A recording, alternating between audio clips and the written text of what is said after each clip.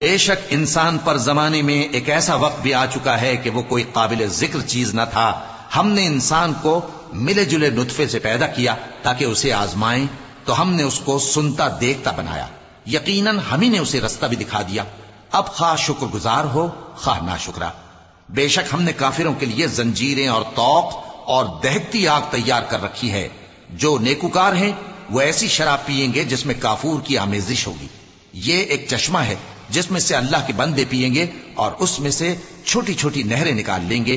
یہ لوگ نظریں پوری کرتے ہیں اور اس دن سے جس کی سختی پھیل رہی ہوگی خوف رکھتے ہیں، اور باوجود کہ ان کو خود کھانے کی چاہت ہوتی ہے مگر فقیروں اور یتیموں اور قیدیوں کو کھلاتے ہیں، اور کہتے ہیں کہ ہم تم کو محض اللہ کی خوشنودی کے لیے کھلاتے ہیں، نہ تم سے بدلہ چاہتے ہیں اور نہ شکر گزاری.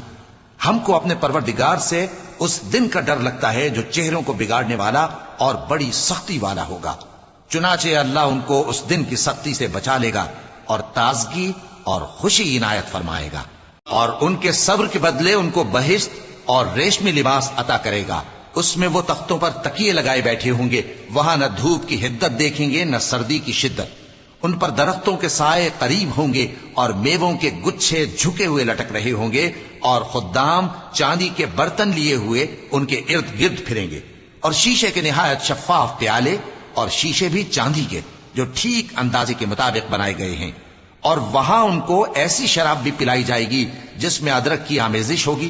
یہ بہشت میں ایک چشمہ ہے جس کا نام سلسبیل ہے، اور ان کے پاس لڑکے آتے جاتے ہوں گے جو ہمیشہ ایک ہی حالت پر رہیں گے. جب تم ان پر نگاہ ڈالو تو خیال کرو کہ بکھرے ہوئے موتی ہیں. اور بہشت میں جہاں آنکھ اٹھاؤ گے کثرت سے نعمت اور عظیم الشان سلطنت دیکھو گے.